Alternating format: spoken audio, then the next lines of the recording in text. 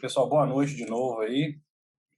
Vamos começar aí, Leandro falando, vamos começar aí um tema, mais um tema do nosso fórum semanal aí da EMA 5, né, que hoje a gente vai tratar aí de um dos indicadores, né, que a gente usa na plataforma para nossa melhor escolha dos fundos imobiliários, né? Só reforçando aí para quem ainda não sabe, né, nosso canal no YouTube, que a gente está gravando aqui é exatamente para o YouTube. Então, vocês se inscrevam no canal lá, passem lá, deixem o like lá para gente, que a gente está querendo divulgar para mais e mais pessoas aí.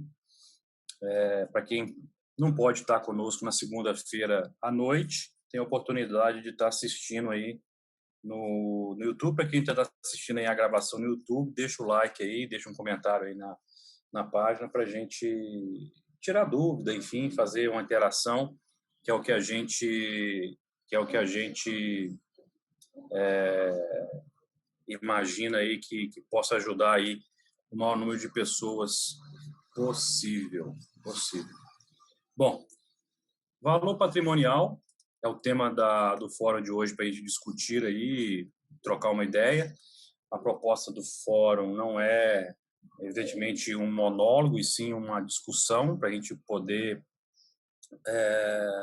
trocar ideias e fazer um aprendizado em conjunto, né? É o momento que a gente passa na semana cerca de uma hora aí para a gente ouvir sobre o assunto e ter nossa dose semanal aí de conhecimento de uma forma realmente onde é um fórum, né? Na parte infelizmente a gente não consegue se encontrar fisicamente, mas pela internet, pelo Zoom e pelo YouTube a gente consegue formar uma mesa redonda e fazer uma discussão. Esse é o propósito do nosso encontro semanal, sempre às segundas-feiras aí às 20 horas, para discutir, trocar uma ideia.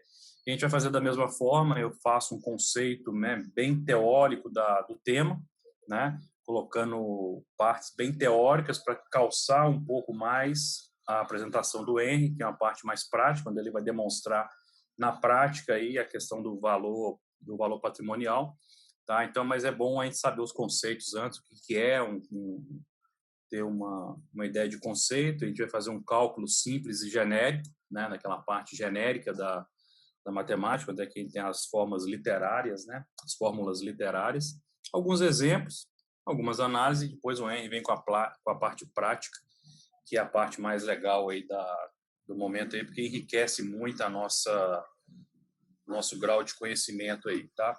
Para começar a dica, nossa dica EMA 5, valor patrimonial, é um importante indicador na hora de escolher o seu FI, porém, como sempre destacamos, nunca poderá ser analisado isoladamente em uma análise, em vossa análise. Esse, em específico, pode estar bem distante da realidade, inclusive porque a gente vê, por que está escrito essa frase final? Porque a gente vê coisas tipo o IRDM, por exemplo, que tem um valor patrimonial menor que 100, e o preço de mercado, eventualmente, está a mais de R$ 135. Então, tem um ágio muito grande, de 35%, cerca de 35%, algo em torno de 35%. Então, a gente usa o valor patrimonial para nos basearmos, sim, né? Mas sabendo fazer essa leitura aí bem detalhada do caso, né? Então, o que é o valor patrimonial?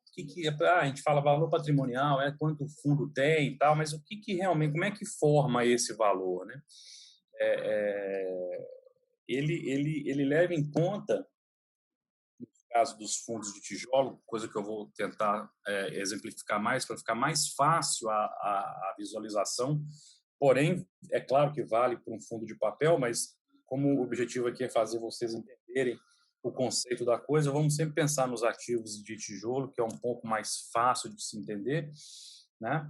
Então, é um conjunto de imóveis, shoppings, galpões logísticos, hospitais, né? Até no caso cemitérios, como a gente estava até falando aqui, no caso do Care 11, mas é a soma de todos os ativos, né, que o bem, que o fundo detém, tá? Descontados passivos. Evidentemente que o fundo patrimônio, o fundo imobiliário tem o patrimônio ativo e tem o patrimônio passivo, como qualquer empresa, né? Então, somando, fazendo a soma aritmética entre um menos o outro, né? Fazendo a aritmética entre um menos o outro, você tem o valor, né? O patrimônio líquido desse fundo. Tá? O valor patrimonial é diferente do valor de mercado. Tá? Então, se a gente sabe o patrimônio líquido, que não é o valor patrimonial ainda, mas o patrimônio líquido, quer dizer, a soma de todos os ativos subtraindo os passivos, a gente tem um patrimônio líquido. Tá? Esse patrimônio líquido ele serve para que possamos calcular o valor patrimonial. Tá? A gente tem que... Como é que é uma fórmula empírica de fazer o valor patrimonial? É o patrimônio líquido, tá? Dividido pelo número de cotas que o fundo possui. Simples assim.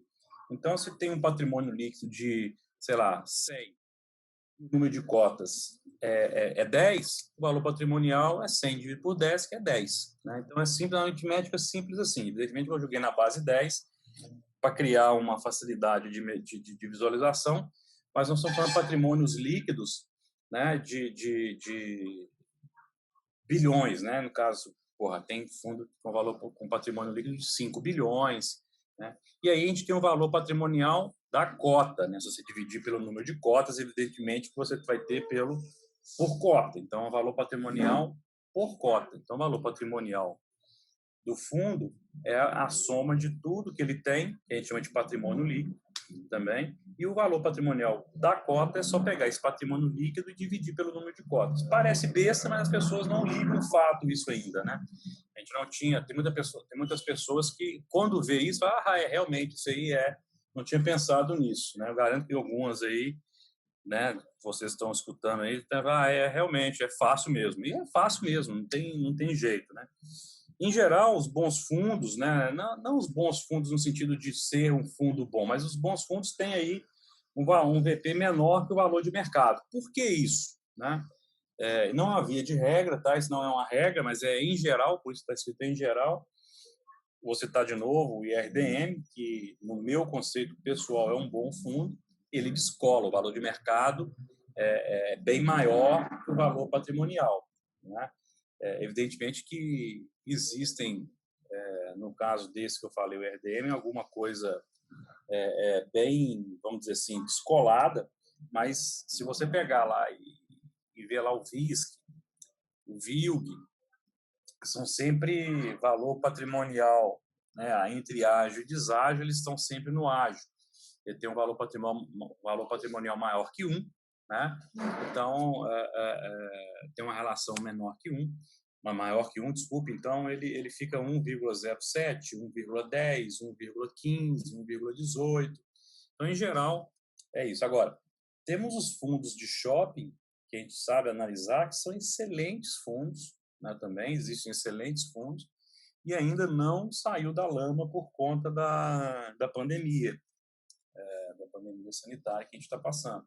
Então, você vai ver fundos, bons fundos, a 0,95, 0,98, 0,93.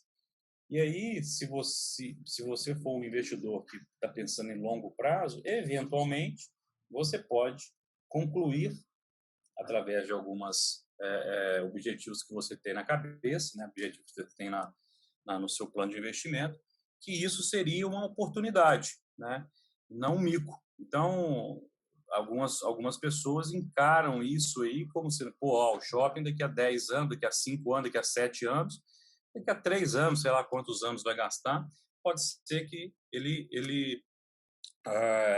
esse 0,93, 0,95 vire aí um 1,1, 1,09, 1,08 e eu possa ganhar um pouco mais também com essa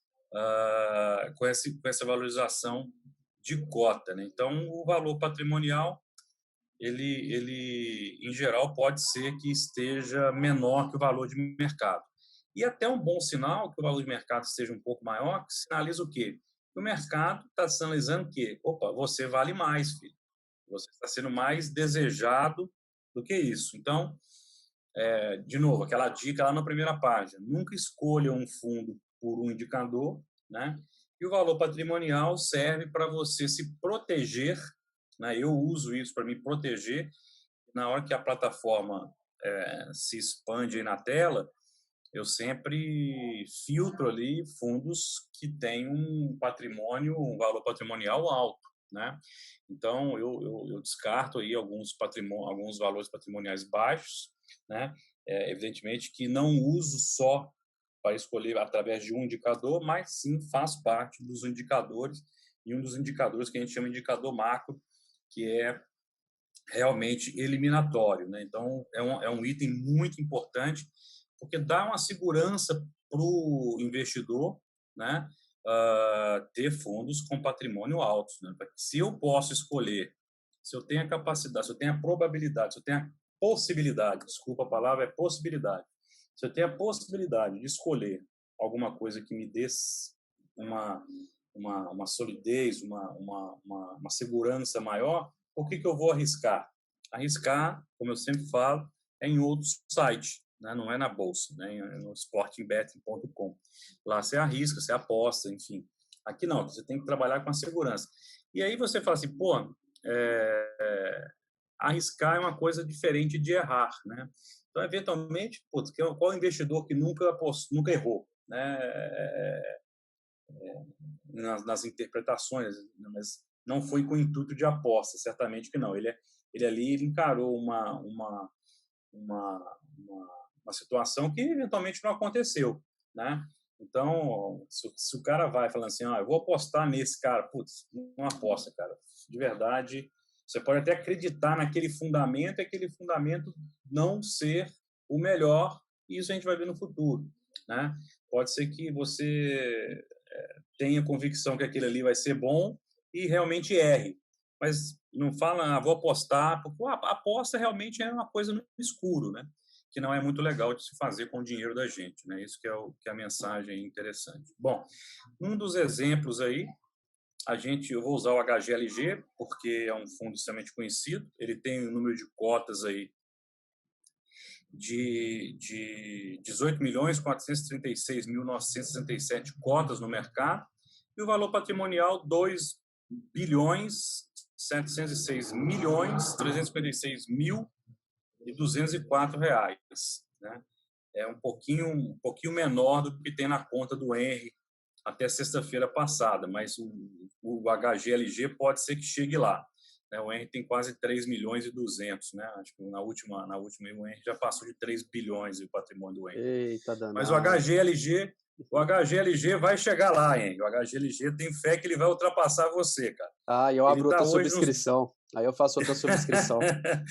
eu acho que ele vai passar aí, ele vai chegar aí ele está aí atualmente em 2 bilhões, e aí é a conta que eu falei, né? O patrimônio líquido, que é os 2 bilhões, sobre os 18 milhões, vai dar um valor patrimonial por cota de R$ 146,79. Então, é o patrimônio que ele tem, é o patrimônio não, é o valor patrimonial por cota, né, o valor unitário, R$ 146,79, e hoje a gente sabe que ele custa em torno de 170, 168, 172, aquilo que eu falei, eventualmente os bons fundos têm essa característica, né, não, e eu vou te falar,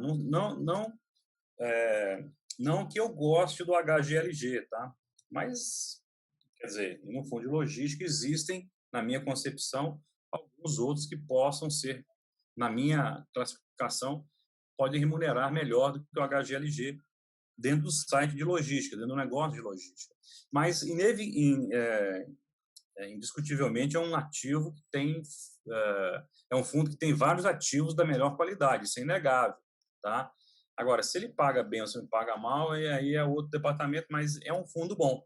Então, tem ativos fortes, é um fundo bilionário, né? E faz aí com que ele se destaque. Agora, o valor de mercado, tá? Então, só para não confundir, o valor patrimonial é baseado no patrimônio. Esse patrimônio, é interessante que possamos entender, ele sofre ou pode sofrer avaliações como um imóvel, tá?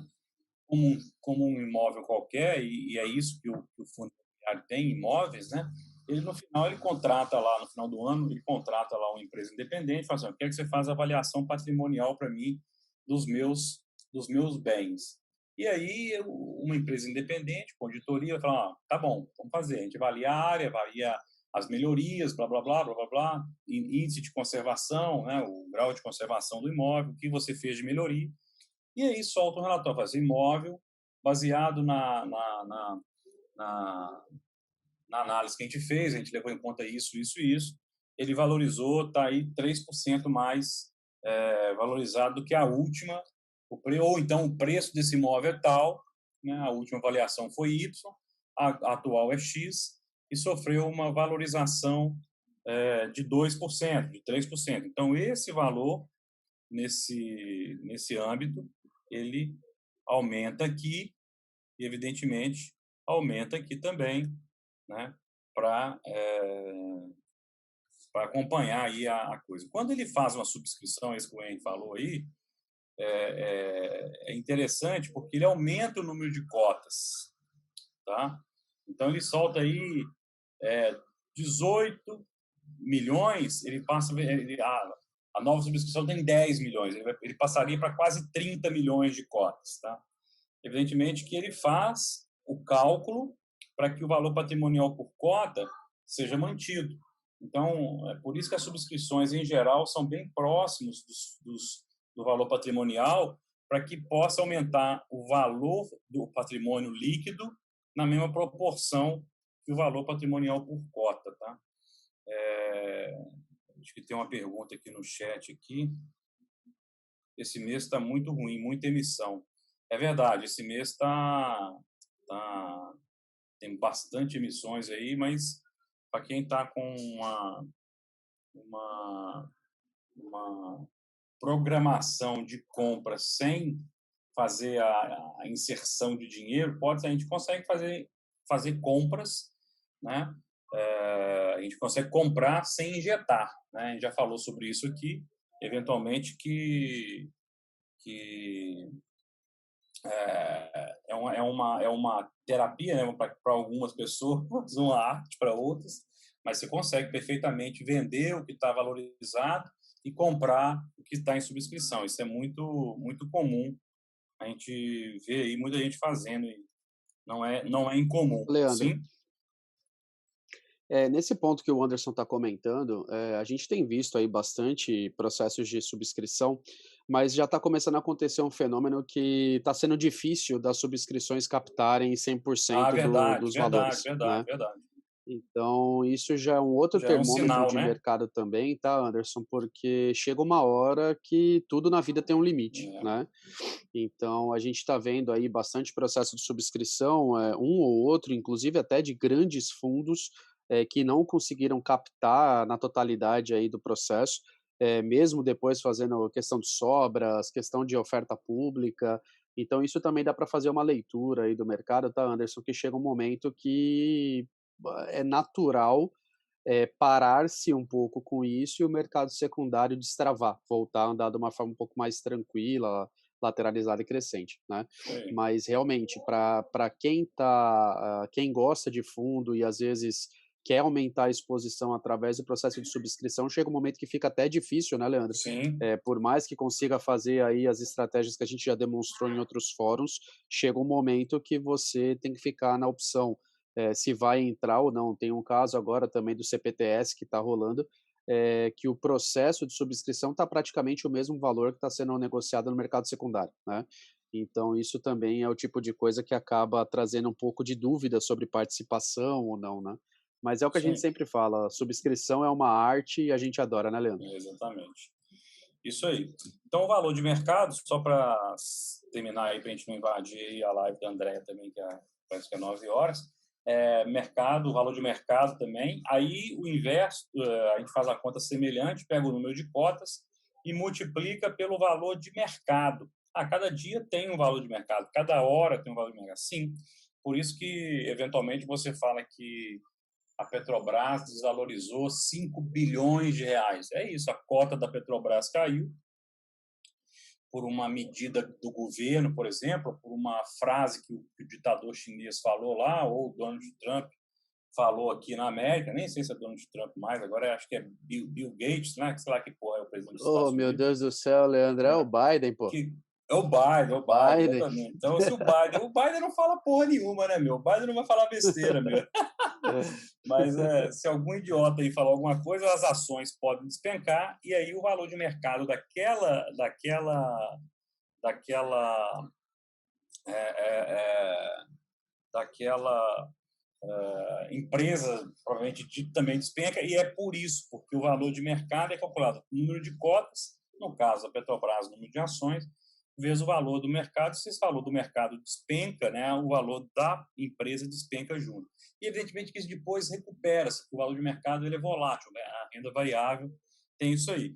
Então, o valor de mercado do HGLG está 3 milhões, ou 3 bilhões, desculpa, 129 milhões, né, baseado na cota de 169, que foi o fechamento de sexta-feira. Eu fiz esse material ontem, usei o fechamento de cota de sexta-feira. Então, o valor de mercado é diferente do valor de patrimonial. Bom, Ô, e aí Leandro, tem para a gente fazer as análises, sim. tem um comentário aqui do grande Natan Otávio, aqui, o Nod, comentando Sim. sobre a questão de quem tiver curiosidade aí de ver um laudo de avaliação, tem um exemplo do RCRB, né? Então isso é bacana também, obrigado aí pelo comentário, Nod. E aí ele comenta, são só 99 páginas, né? Mas eu acho que É, para título de por... curiosidade, para quem quer ver, eu acho que é uma ótima oportunidade, né? E é o que a gente sempre Sim, sim. fala, toda a questão de renda variável, de mercado secundário, tem muita coisa por trás, né? Não é só um preço e não é só uma cota, né? Tem várias estratégias, várias questões de conteúdo até chegar no final do home broker e fazer a compra ou venda de um ativo, né? É isso aí. Não, e esses laudos, né? Só para ilustrar aí o que o Nod está dizendo aí, são realmente bem ricos, tá? São bem detalhados e com um grau de informação bem profissional. São empresas independentes ali, enfim, são é, é, é, algumas empresas realmente se aprofundam de maneira bem detalhista, né? Bem com bastante detalhes e realmente dá um volume desse, mas é porque o cara vai no detalhe do detalhe. Se o cara trocou uma pedra, um andar que estava ali, sei lá, com um tipo de cerâmica, passou agora a usar o mármore, isso, enfim, isso tudo entra em conta no laudo de avaliação patrimonial de um imóvel, né? Começou a abrir uma estrada, uma rodovia, uma rodovia que passou bem próximo ali do galpão industrial, sei lá, que o HGLG tá inaugurando, e aí ficou um ponto de interseção, valoriza. Então, é bem rico esse tipo de coisa. Mas, realmente, vale a pena conhecer os laudos, né, porque o tema de hoje é o valor patrimonial, e aí o valor patrimonial varia de acordo com eventuais laudos patrimoniais, tá? Então, isso é bem interessante. Aí, obrigado ao Nod. Bom, as análises aí entre ágio e deságio, a relação de valor de mercado sobre valor patrimonial, a gente cansa de falar isso nos fóruns aí na plataforma. Talvez essa parte o Henry vai falar com mais propriedade aí na parte da plataforma, né? E indica que o mercado pode valorizar ou desvalorizar um fundo conforme esse indicador, né? Então, por exemplo, no caso do HGLG, que o valor de mercado está 169,75 contra um valor patrimonial 146,79, vai dar aí 15% de ágio, usando ainda o HGLG como exemplo.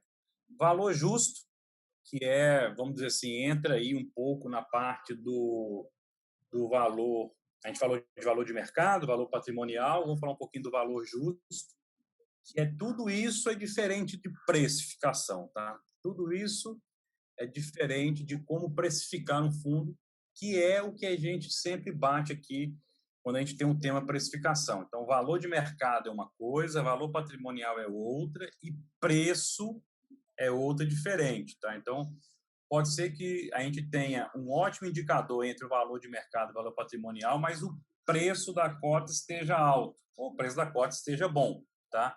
Então, eu quis deixar essa parte de valor justo, porque o valor patrimonial, a gente está falando assim de valor, dá a sensação de valor preço, e não é, né? Então, o valor justo, que é o preço, tem sempre que precificar. E a gente bate aqui na tecla que preço é sempre muito importante, sim. né? Então, preço importa, a gente fala para não escolher apenas por um indicador, né? E esse indicador, especificamente valor patrimonial, é um indicador que alguns fundos podem estar bastante descolado do valor de mercado, como a gente falou em algum lugar aí. Então, a teoria era essa, né? Basicamente bem simples, bem, apesar de ser, pode se confundir com alguma coisa de nomenclaturas, mas é bem simples, valor de mercado, valor patrimonial, valor justo, e eu não vou falar aqui de precificação, que não é o fórum aqui, mas só para ficar claro que não é que o ágio esteja ali, a relação esteja próxima a 1, que é o que a gente sempre busca, né, vamos dizer assim, na questão mais equilibrada da equação, valor de mercado sobre valor patrimonial, que o preço, ou seja, o valor esteja justo. Então, a análise de precificação é uma completamente diferente a essa análise que a gente fez patrimonial aqui. Tá certo? Agora a parte prática com o Dr. Henry, ele vai ilustrar bem aí a parte de valor patrimonial. Tiver alguma dúvida, podem comentar, podem perguntar, que o Henry vai preparar para fazer a parte mais prática aí.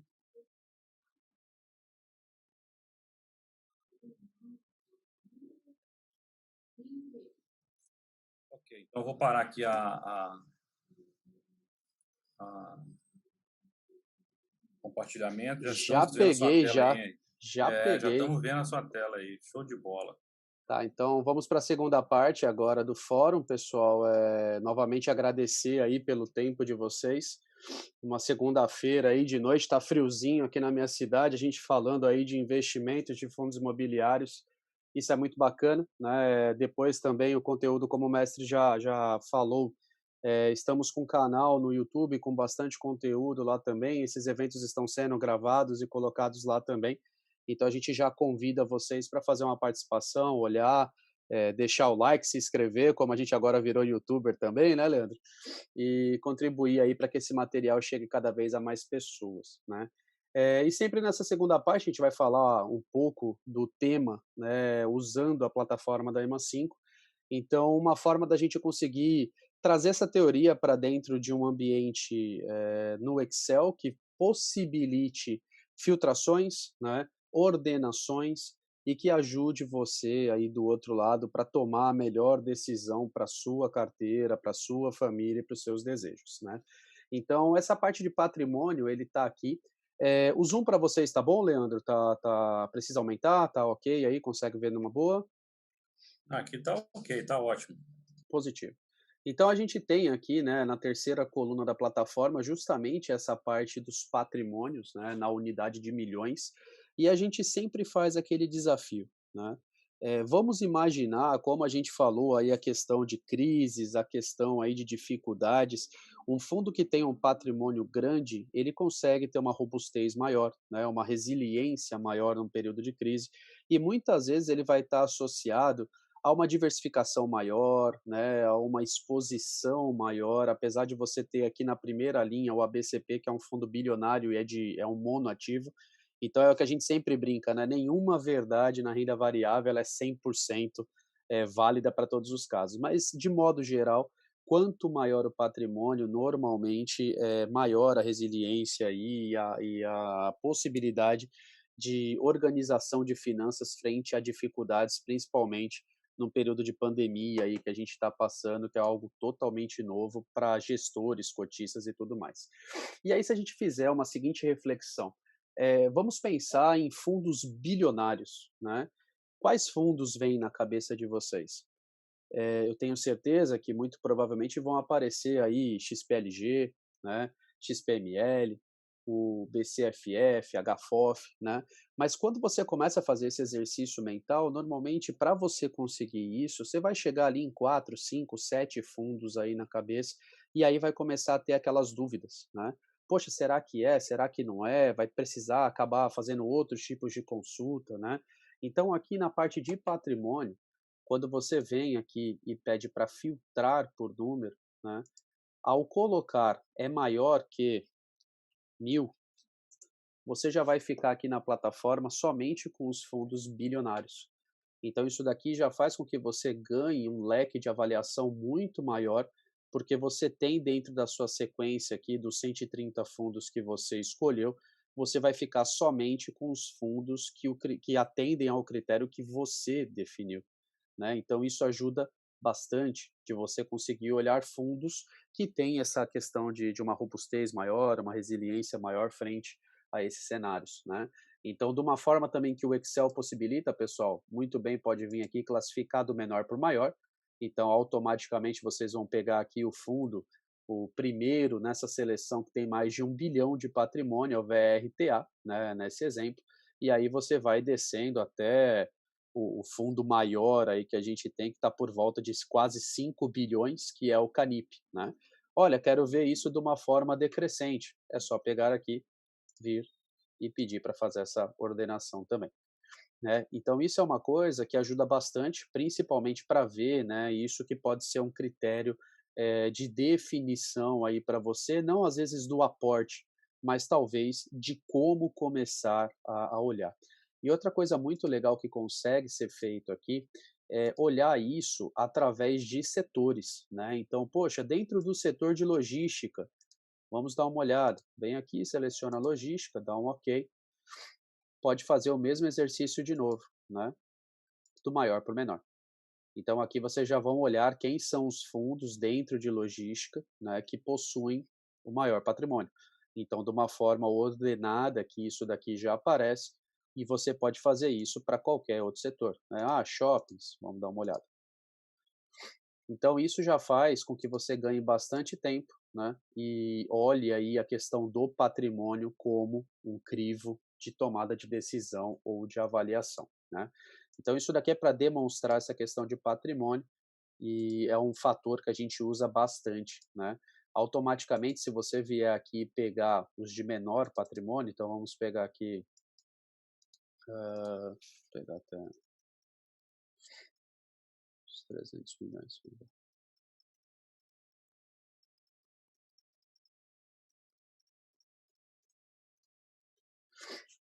Se pegar aqui, automaticamente, quando a gente vê a questão dos ativos, contratos, né, vai estar muito amarrado também a questão de monoativos, né, que a gente sempre pede para fazer avaliação. Então, olhem aqui bastante monoativos, biativos, né. Então, isso é o tipo de coisa que normalmente a gente fala. Quando você acaba indo para um patrimônio maior, você acaba pegando, normalmente fundos que têm aí uma exposição, maior, regionalizado, e consegue ser uma segurança aí para diversificação dentro da carteira de vocês, né. Um outro ponto que foi comentado, que eu gostaria aqui de mostrar também dentro da parte, mais prática, é a questão da relação preço por número de cotas, né. Então, para fazer esse exercício aqui com vocês, eu vou pegar aqui a questão do último preço e vou pedir para classificar de ordem decrescente, né. Então a gente tem, infelizmente, ainda muitas pessoas que acabam olhando esses valores de cota e fazem uma associação errada, que normalmente o fundo que tem o maior valor de cota é o melhor fundo da bolsa, ou ele está mais valorizado, né. E aí, quando a gente bate o olho nisso, a gente vê, por exemplo, fundos aqui, né, por volta de 2.000 e alguma coisa. Olha a diferença patrimonial, um com 866, o outro com 328, né. Quando a gente pega aqui a casa dos 1.000, né, 1.323, 1.160, 1.140, um com 108, um com 366, um com 229, né. Então isso aqui a gente fala muito também, poxa, nem sempre o fundo que tem o maior valor de cota, ele é o melhor, precisa ser olhado, nunca pode ser olhado de uma forma isolada. Então, às vezes, você pode ver aqui um cara com 100 milhões de patrimônio, né, e ter um valor de cota de 1.323 aqui, o que pode estar muito associado ao valor de cota, né, o número de cotas e o número de cotistas também que o fundo tem. Vamos pegar aqui o FAMB11 e o ALM11 para continuar nessa avaliação, porque aqui eu olhei o último preço, né, mas quando a gente vai bater o olho com relação a esse quesito, a gente olha o valor patrimonial, né. Então, olha a questão do valor patrimonial. Você tem o FAMB11, né, e o ALM11, olha o FAMB, 3.489 de valor patrimonial e está sendo negociado por 1.160, né. Então aqui você tem uma questão de um deságio, né, 0,33. Então, o fundo está sendo negociado por 33% do valor patrimonial dele. Olha o Almi 11, né? 1.140, valor patrimonial. 2.063, 55% aí do valor patrimonial. Então, de novo, só corrobora com o que eu já estava comentando. Nem sempre o valor de cota, isso é uma coisa que a gente pede para vocês terem, também orientarem outras pessoas, que nem sempre o valor da cota vai definir a qualidade de um fundo, né? Então, aqui, olhem isso, pela precificação, a plataforma está falando zero para o Almi 11 e para o FAMB 11 até tem um valor aqui. Mas, de novo, a gente vai ver que nunca pode ser olhado só um valor, né, pessoal? A gente tem que fazer uma sequência de avaliações. Vamos continuar olhando aqui o FAMB 11 e o Almi 11. Né? Quando você vem aqui para a parte de dividendos, olha que os últimos dividendos aqui do dia 30 de abril foi zero para os dois, né? E que o FAMB 11, ele tá lá com uma precificação porque se baseia nos últimos 12 meses, né? Porém, por mais que ele tenha aqui ainda um DY acumulado de 12 meses, os últimos 6 meses estão dando zero, né? O Almi 11, zero em 6 meses e zero em 12 meses. Então, isso daqui pode levar a uma precificação, né, por causa da questão da consideração dos 12 meses, porém, quando você olha isso aqui, já te dá um alerta muito claro que isso, o fundo está passando por uma dificuldade nos últimos meses e que isso daqui já não é o histórico mais real do fundo e precisa ser avaliado. Então, isso aqui já ajudaria muito, pessoal, você não ser levado, né, por uma decisão aí, dependendo do seu interesse, que seja uma renda passiva, alguma coisa do tipo, por um preço de mercado que pode levar a uma interpretação errada e depois uma sequência de avaliações que a gente fez aqui, tanto para a questão do valor patrimonial, ágio, deságio e dos dividendos, tudo no mesmo local. Com relação à parte de shoppings aqui também, até para pegar o exemplo do PQDP, eu acho muito interessante de mostrar isso daqui, por causa da questão que quando a gente olha o PQDP, né, ele está aqui como 2.765 com um patrimônio de 866 milhões, né? Então, quando a gente vem descendo aqui, você olha fundos maiores, né? Então, por exemplo, o próprio BCP, mas aí é uma outra questão, R$ 72, o VISC na casa de 108, o HGBS na casa de 198. Então, olha, fundos maiores, né? Com um número de preço menor. Então, isso daqui pode estar associado também ao número de divisões que ele tem aí por cota. E aí tem o exemplo que a gente sempre comenta, né, que é o GSFI. Então, aqui, ó, o PQDP, ele está 866 milhões, 2.765. Se a gente pegar o... Vamos pegar aqui, deixa do menor para o maior, pegar o GSFI agora. Aqui, GSFI, tá vendo? 953 milhões. Ele tá aqui, ó, logo depois do PQDP. Olha a diferença, 4,17, né? Então, olha que contraste, pessoal. Um fundo de 866 milhões, 2.765. GCFI, 953 milhões, R$ 4,17. Então, isso daqui eu deixei separado para mostrar para vocês, principalmente, né? Como que a gente consegue ter uma discrepância tão grande de uma avaliação quando a gente pega somente um dado. Então, para fundos imobiliários ou para qualquer tipo de avaliação que vocês forem fazer em renda variável, jamais olhem somente um parâmetro, tá? A grande sequência é você ir combinando, cruzando, vendo o que é melhor para você e como a gente sempre fala no final, chegou na definição, pegue o relatório gerencial, vai dar uma olhada, vai dar uma lida, vai ver como que o gestor se comunica com vocês, a qualidade do que ele reporta para o mercado, né, a qualidade dos ativos que estão envolvidos, dos contratos, para aí sim tomar uma definição de aporte ou não. Como o Leandro comentou, local de aposta não é dentro da bolsa de valores, não é videogame. Vocês estão colocando ali um dinheiro que muitas vezes é muito suado para conseguir, né? Então, isso fiquem sempre atentos. E aqui pela plataforma é uma coisa até que tranquila para fazer esse racional, ou pelo menos ter uma primeira orientação, né? E aí a questão que o Leandro comentou também do ágio e deságio, né, que é uma coisa que a gente sempre acaba olhando, a gente publica isso de forma semanal, então normalmente no sábado isso é divulgado para vocês. Mas aqui, para quem usa a plataforma, vem aqui na coluna Age Deságio, coloca do maior para o menor, rapidamente vocês já têm aí os fundos, né, que estão sendo mais procurados no mercado, teoricamente, ou que existe uma força compradora que está elevando o preço com comparação ao seu valor patrimonial. Então, hoje, ao fechamento do mercado, você tem aqui o IRBM sendo negociado a 34,6% acima do valor patrimonial dele, que é de 99,29, né? O HCRI 32%, BZLI, isso aqui é um caso também até engraçado, porque o BZLI ele trabalha com ágio, né? E ele não tem um valor aqui para precificação dele, porque quando você pega o BZLI, mais um caso aí, ó, 30 de abril não distribuiu nada, nos últimos 6 meses nada, e nos últimos 12 meses nada também.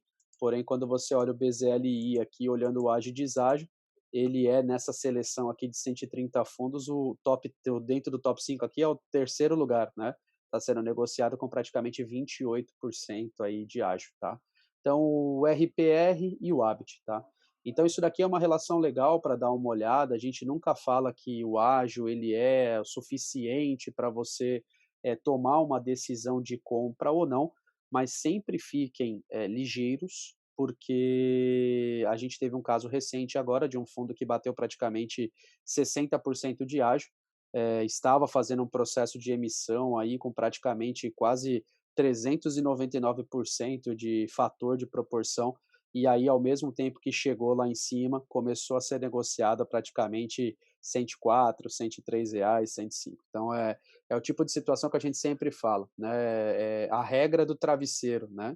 Então, o seu nível de exposição em renda variável tem que ser aquele suficiente para que você coloque a cabeça no travesseiro quando for dormir e fique tranquilo, porque oscilações vão acontecer, mas quando você pega uma oscilação dessa de 40, 50, 60% do valor do capital investido, você precisa estar muito consciente do que você está fazendo e não sair como apostas. Ah, eu estou vendo o vídeo lá da personalidade 1, da personalidade 2, 3, porque não é personalidade que segura preço de mercado, somente o mercado determina o preço de mercado, tá?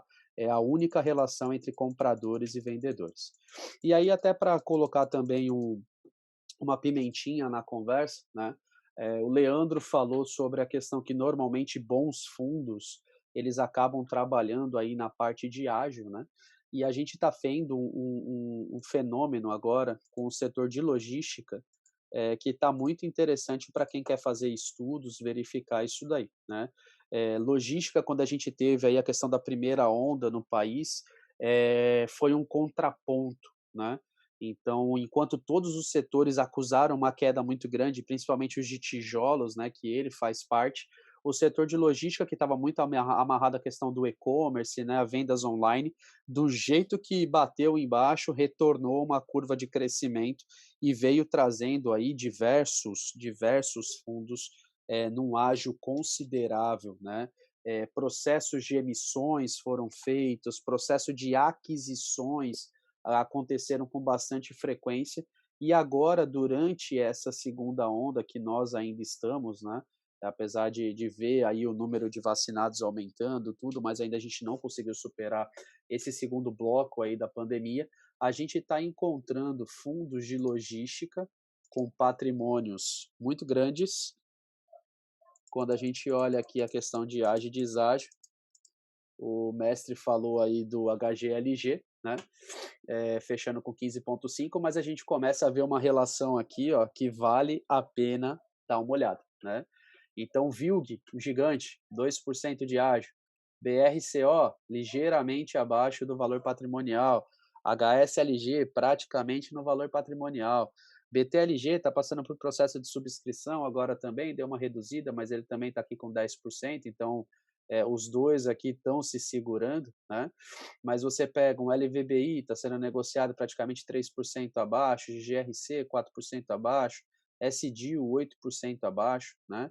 A LZR, que comumente aí está em vídeos cheio de caras e bocas, expressões e conteúdo, 22% aqui de ALZR, né? LGCP, então assim, isso aqui é para mostrar é que o mercado é feito de ciclos, né? Então, quem pensava nisso daqui no ano passado, na primeira onda da pandemia, falava: não, isso não vai acontecer mais, logística agora é só crescimento, só valorização de cotas, e a gente está vendo o mercado aqui retornando, né? Então, como a gente sempre fala, oportunidades sempre vão existir dentro do mercado de renda variável. O mercado é cíclico, né? Os preços acabam subindo, são corrigidos, descem, voltam a crescer de novo. E a gente tem sempre essa curva que faz com que vocês tenham sempre oportunidades, mesmo nos momentos de crise. Então, uma ferramenta nesse sentido acaba ajudando bastante na identificação disso e na identificação de potenciais aí para longo prazo. E aí, para terminar, que eu acho que também foi um exemplo que o mestre comentou, é fazer essa mesma avaliação com a parte de shoppings, né? Então, como eu falei de logística, os fundos aqui de shopping, tiveram muitos, né? Quando a gente pega aqui os maiores, então a gente está falando aqui HGBS, VISC, HSML, a BCP, né? Tem o XPML não está na relação aqui, está fora da seleção, mas tudo bem. Quando a gente pega aqui a questão do valor patrimonial, olha que engraçado, pessoal. Quando a gente tem o fundo sendo negociado acima do valor patrimonial, essa coluna fica vermelha. Olha que os fundos de shopping aqui estão todos, né, sendo negociados em branco, ou seja, estão trabalhando na zona de deságio. Então, para quem está pensando em longo prazo aí, né, considerando que o shopping não acabou, que o terreno está ali, que a gente pode ter um novo normal aí, retornando ao que era no passado, então existem algumas oportunidades aqui também para serem avaliadas por vocês. Então, por exemplo, o HGBS, né, o valor patrimonial de 219, ele está sendo negociado hoje no mercado com praticamente R$ 21 aí de diferença, né? 198. O VISC, né, 10% aqui, então valor patrimonial de 119 está aqui com 11,39 de diferença, 108. Então isso daqui para shopping centers, que normalmente tem toda a questão da parte cultural, da parte que o brasileiro, a família brasileira realmente gosta, né? Aqui em São Paulo é muito comum de você ter zonas de entretenimento dentro de shopping, então cinema, circos, atrações. Então o shopping ele tem todo esse apelo, né? Então existem aqui, mediante o seu perfil, a sua estratégia, o que é melhor para a sua carteira e aí para o melhor para o seu nariz também, existe também uma outra avaliação aqui para a questão do valor patrimonial aí de shopping centers, tá? Então, como a gente sempre fala, utilizando isso daqui, você vai conversando com o sistema e ele vai te retornando o que você define e aí cada vez fica mais customizado e personalizado. Então, da parte que eu tinha separado aqui de exemplos, Leandro, é isso daqui. Eu não sei se o pessoal quer que faça algum tipo de avaliação aqui na plataforma, mas para correlacionar aí com a parte teórica de valor patrimonial, preço por cota de deságio, foi isso daqui que eu preparei, tá? Isso aí, acho que ficou claro, acho que ficou muito bom, né? Se alguém tem alguma dúvida aí, queria colocar aí, tem aí mais uns minutinhos em aberto. Enquanto isso, o pessoal escreve as perguntas e vai mandar, a gente vai sortear, porque não consegue responder todo mundo ao mesmo tempo, né? A gente vai aí. Poderia você falar aí da programação da semana aí das atividades da EMA, Pô, que né, para deixar todo mundo antenado aí. Enquanto o pessoal escreve, aí vou realizar o sorteio aqui da pergunta, porque realmente Poxa. são muitas. Então, fala a programação aí do canal EMA 5 aí essa semana. Olha, mais uma semana com bastante conteúdo, né? A gente teve o evento hoje, né, com relação à parte de valor patrimonial. Na quarta-feira vai ter o Que FII é Esse com a Andrea, e vamos falar sobre o BCRI, que foi o fundo que vocês escolheram lá na página do Instagram. Já tem a definição do fundo da semana que vem, que é o REC-R, né? Então também vai ser um outro material muito legal. E a gente tem na quinta-feira. A Andrea tem preparado uns materiais muito bons, o Leandro, então fica aí também a recomendação para quem está assistindo aqui agora ou depois pelo YouTube, procurar lá na playlist Que FII é Esse. Tem um material da semana passada, o HCTR também foi muito legal, está com mais de 300 visualizações lá no YouTube também, para um canal jovem, novo, né? sem toda aquela produção, tá um resultado bem legal para a gente. E na quinta-feira, o Ematalks dessa semana também tem um convidado muito bacana, que é o Danilo, né, que ele é head de fundos imobiliários na Exame. Então vai ser um bate-papo muito legal. O Danilo é um cara gente boa, com muito conhecimento. Eu acho que vai ser um evento aí que vai agregar bastante valor aí para os espectadores, tanto na forma de conteúdo aí de vida e também com certeza para a parte de fundos imobiliários, né? Então a gente vem procurando trazer cada semana aí conteúdo de forma gratuita, de bastante valor agregado para contribuir aí com vocês no dia a dia e não ser mais do mesmo ou só um entretenimento barato com conteúdo, né, Leandro? Sim, sim, sim. Perfeito, muito bom. O Vinícius, vem, tá querendo Uhum. uma resposta sua aí, né?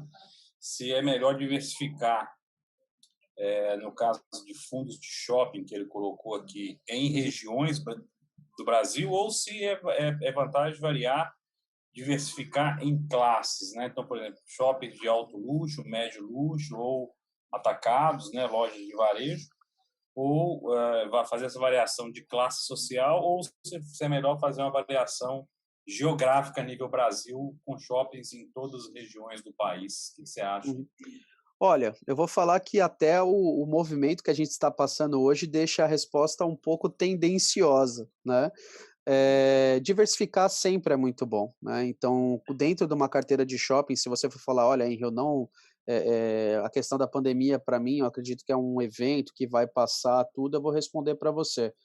Diversificar por classe social é uma coisa legal, né? Porque você vai ter aí questão dos retornos, tudo, você vai estar exposto a públicos diferentes, né?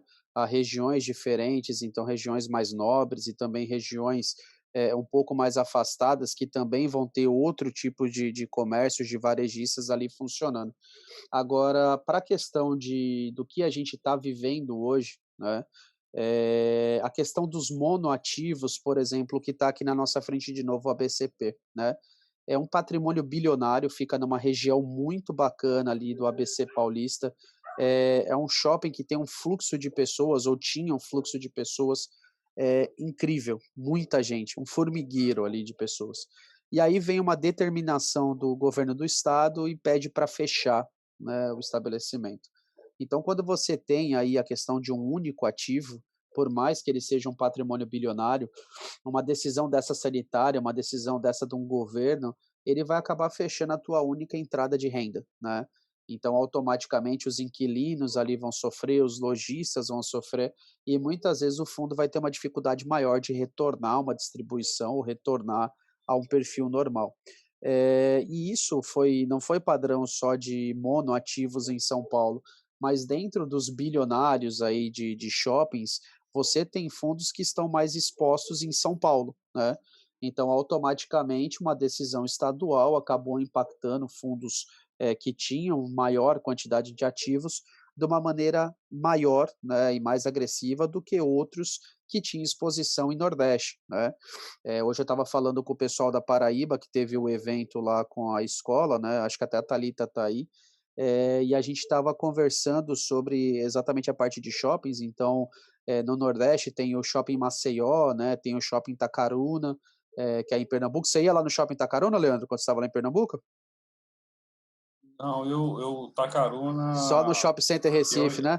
Você é granfino, né, eu ia no cara? Recife, Você é eu ia granfino. no Rio Mar e no Recife, rapaz. No Tacaruna, não, eu ia Tacaruna, eu gostava de Tacaruna, o cinema de Tacaruna é bom, O mas é Tacaruna, porque não ficava. quando terminaram o Tacaruna, eu estava indo embora de Pernambuco.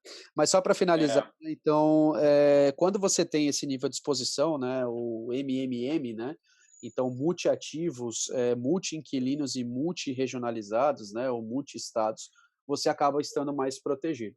Então, eu acho que no fator de hoje, eu teria como decisão para mim, né, na minha carteira, e aí não estou falando que isso é o melhor para você, mas eu optaria hoje por uma diversificação regional e não tanto por uma questão de classe consumidora dentro dos ativos, tá? ok, Vinícius, fechou? Ok, ok. Acho que agora o pessoal está convidado aí também para a live da Andréia aí no canal dela. Quem tiver aí interesse em aprender mais e mais aí, a gente vai terminar hoje estritamente no horário, justamente para Prestigiar ela, né? prestigiar a Andréia, que já é altamente prestigiada. Agradecemos aí a presença de todos mais uma vez. Obrigado pelo tempo de vocês. Esperamos que tivemos a honra de agregar aí algum tipo de conhecimento para vocês aí. Uma boa semana para vocês aí. Cuidado com o coronavírus e até a próxima segunda-feira com mais um Fórum Ema News aí com outro tópico bem centrado e sempre focando em fundos imobiliários aí. E até Okay? Um quarta-feira abraço. agora, né? Até quarta-feira. Quarta-feira os eventos foram dados aí, né? Mas o fórum mesmo é só na próxima semana, mas os eventos da Ema News aí acontecem a semana inteira aí. Podem nos prestigiar aí no canal do YouTube também. Perfeito. Então tá bom. Então, gente, Certo? muito obrigado por tudo, pelo tempo de vocês. Fiquem com Deus e até o próximo evento da Ema 5. Um abraço. Tchau. Tchau, tchau.